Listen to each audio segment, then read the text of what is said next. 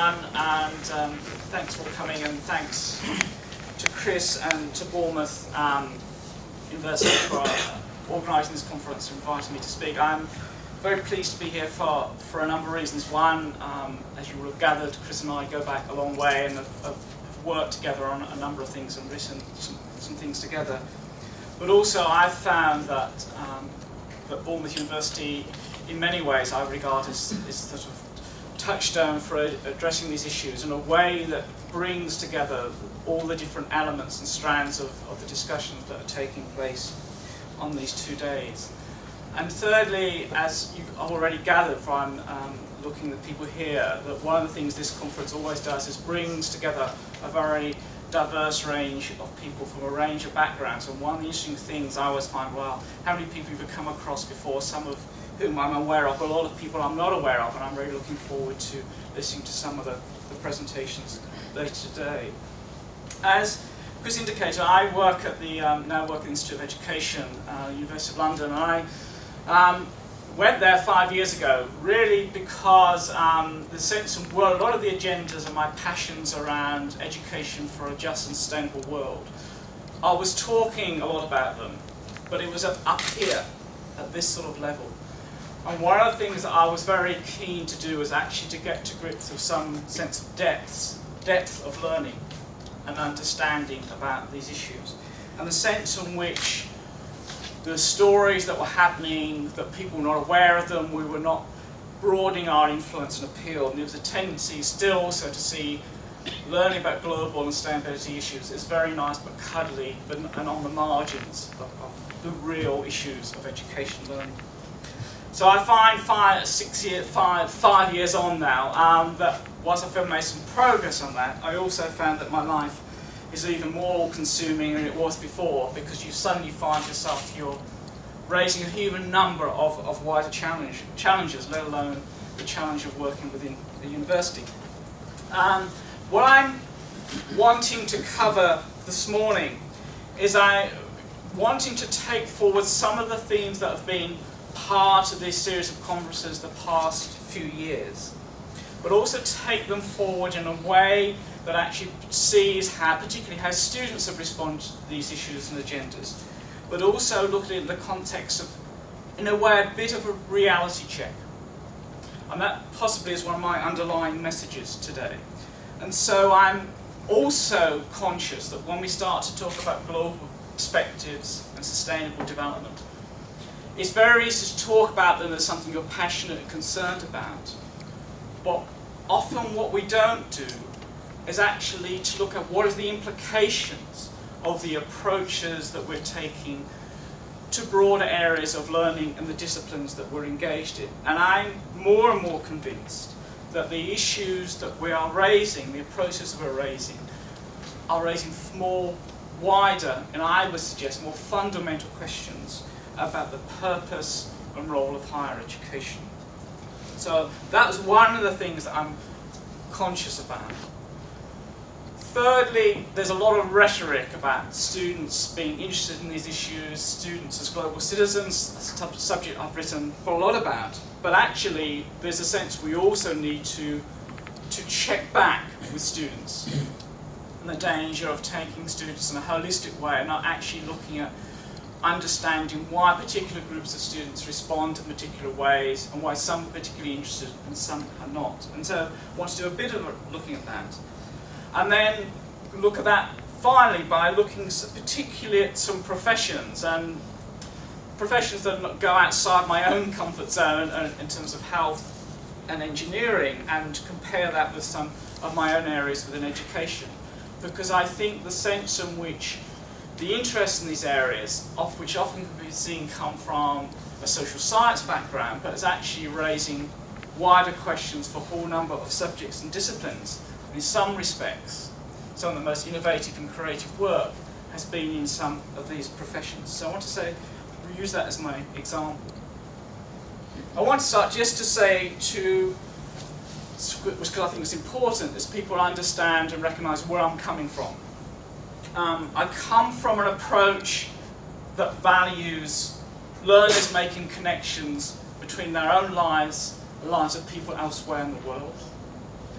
I'm a great passionate believer, and that one of the things we have to ensure in all areas of education is to recognise the importance of different voices and perspectives. I come from a university that there's still an element of thinking that what they do from their own academic perspective is fine, that people come from all over the world to come to them because they're so-called world leaders in areas of education, and not recognising that we in an international, globalised world, we have to make sure that we relate to and respond to the perspectives and voices of the learners themselves, and then there's more than one way of seeing the world. And finally, I also believe that actually we live in a very unjust and insecure world, and that actually if we are equipping our learners for anything, our students for anything, we have to equip them, as Chris was saying, not just for an uncertain future, but in many respects an insecure future. And how then do we respond to that?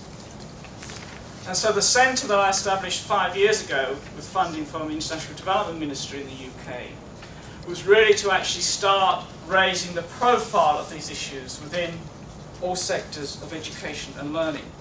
In that respect, I feel we've started to make some progress on that. But the more you engage with that, the more you find it opens up new opportunities, but also more challenges. And all the work that I engage with, I always start from a sense of recognising the nature of the world within which we're living. That we are living in a very globalised society, in a globalised world. But I've become increasingly frustrated in looking at lots of the literature on globalisation and higher education that start from just a critique of the dominance of neoliberalism within higher education and just leaves it there. And I'm in a sense in which globalisation and what's happening is seen very much in that context, and the negative consequences and the economic impact of the nature of higher education. And I would like to pose, whilst recognising all that, and I have no quibbles with that perspective, is actually we need to go beyond that.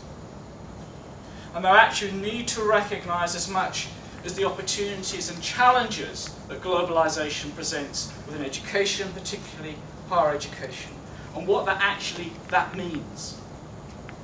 And a number of world-leading academics like Beck and so on have written about the whole challenge of globalisation, which forces us to look at new forms of dialogue and new forms of learning and new forms of engagement. And I think, to me, any starting point about areas of higher education today needs to, I would suggest, start from looking at that lens, that what that means is it presents new challenges for us all, wherever we are teaching or learning around the world. Also, globalisation poses and provides opportunities for dialogue and social engagement outside of traditional social and cultural groups that we may have grown up with or had contact with in the past. It particularly poses opportunities, what could be called intercultural dialogue, both the challenges and the difficulties that poses. Finally, which is very much behind lots of themes of this conference, you cannot divorce talking about globalisation without also at the same time, I would suggest, talking about sustainable development. And to me, they have to be seen as linked together. And one of my criticisms of a lot of the literature and a lot of the practice is they're not necessarily put together enough. It's a tendency to put the global over here and the sustainability issue over here. And I know Bournemouth has been one of the few institutions that's aimed to bring lots of those things together. So to me, that's the sort of lens in which I come to look at these issues. So then we come to look at what does that mean for approaches towards learning and education. As I've suggested, it poses a different way of learning and thinking. It also poses an approach towards education that moves beyond or has a different way of looking at the relationships of the individual, the family, the community and the nation. I was giving a presentation to a school in London last week, similar sorts of things to this, which is a sort of in-service day for teachers in a school in North London that has its theme, we are be a school for global citizenship. And it's one of the sort of unique schools in this country that's got these themes that are very much central to its mission. I talked about these things, and someone came up to the end and said, that's all well and good, Dad, but you're not talking about the individual enough. And I thought that was quite telling in the sense in which the engagement, particularly of students and pupils in school, but that could be equally appropriate within a further or higher education context.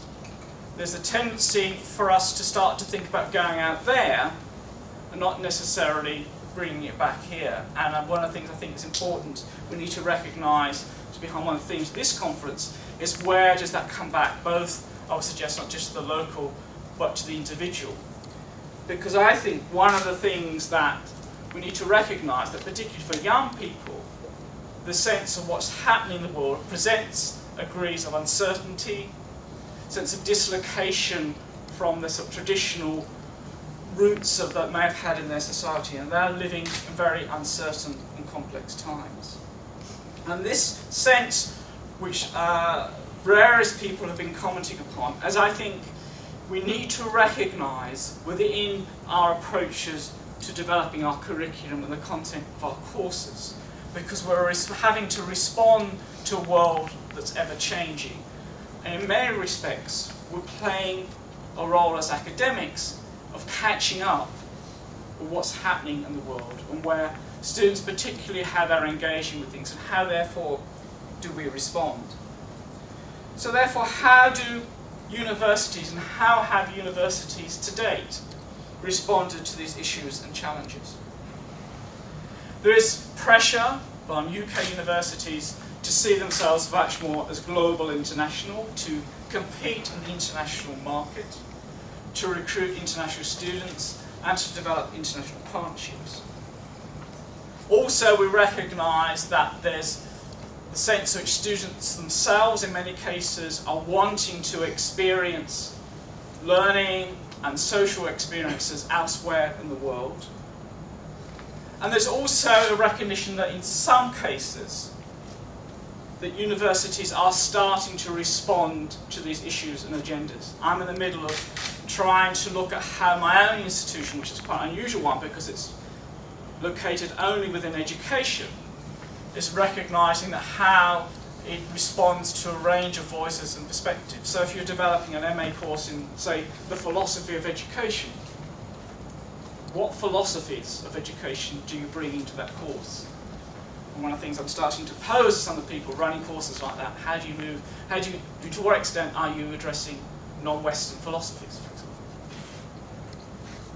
So I think there's a sense in which some universities are starting to respond to these areas.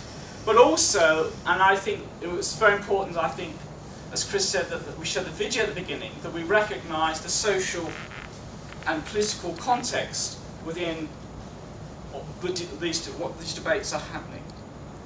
And that to do that, that necessitates the active involvement of communities and peoples in this country as well as elsewhere in the world. I wanted to, therefore, you recognise that lens of globalisation and the global context. Then there are two particular agendas that obviously I would say is quite important in relation to that. One is international development, and the other one is sustainable development. I say international development not just because a lot of my funding comes from the Department for International Development, but also because I feel the sense in which what's happening in the wider world and the challenges of making progress on global poverty, to alleviate global poverty, is, I think, still remains one of the major challenges of the 21st century. But there's still a sense, I think, that when people talk about connections to development or understanding the wider world, that is somehow put it in a box. And one of the things I've found, and as I will outline in a few moments, the sense in which various subjects and disciplines, professions, are themselves looking at how do they relate to issues around international development, that takes development studies out of its box over here and sees these agendas in a much more interdisciplinary way, and particularly how you make connections to other areas such as health, engineering and education. And in this context, and I partly related to Chris's kind of family experience, is the sense in which a lot of students themselves are particularly interested in some form of international experience, international volunteering experience, and recognising where that fits and relates to the themes that we're talking about here today. Because I'm finding more and more from my research the role and power of personal experience and what that throws up and the challenges that creates is something we have to address more and more. The other lens is, of course, which is the theme of this conference, which is education for sustainable development. And one of the things I think is important about sustainable development is the sense that it should not be seen as a rebranding of environmental issues or environmental education. That it's about actually moving those agendas forward. And I would also raise that within so-called 3 pillars of sustainable development, of social, environment and economic, I'm increasingly finding the cultural perspective or cultural perspectives need to be brought much more into those discussions and debates, and that also we need to remind ourselves more of the global focus. We're moving beyond the midway point in the UN Decade on Education for Sustainable Development led by UNESCO, of which there's been some progress, but if we were honest, it has nowhere near had the impact either in this country or elsewhere in the world that we had envisaged when the many of us who were involved in setting up the decade in 2005. And but having said that, there is a wealth of activity around the Sustainable Development Agenda, which we'll be hearing about a lot over these 2 days. But to what extent is it just being used as a marketing tool as to try and say we are the most green institution? Now that sense can be useful because to raise other things. But we also have to recognise that there are dangers of a lot of these agendas just being left there. And often I find, when I talk to people from various universities, so who's your lead person on sustainability? And where does it rest? And and to what extent does it have an academic role and a senior management role, or is it left for someone whose role is purely an administrative management function within the institution? There's a sense in which that to me is often quite an indicator of where they are. And as was indicated, I see the role of the Earth Charter as quite important in relation to that, because it's a way of posing the questions about the linkages between the environment, the social, and the cultural.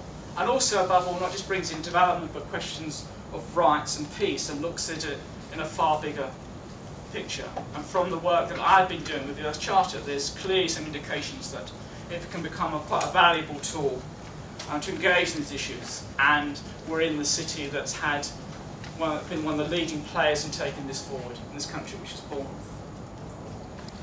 So if we recognise all these agendas, how therefore do students respond to these things? And I think there is a sense in which students are actively interested, many students are actively interested in these issues and agendas. But there's a sense in which they are also equally feeling ignored in many cases and dislocated from society.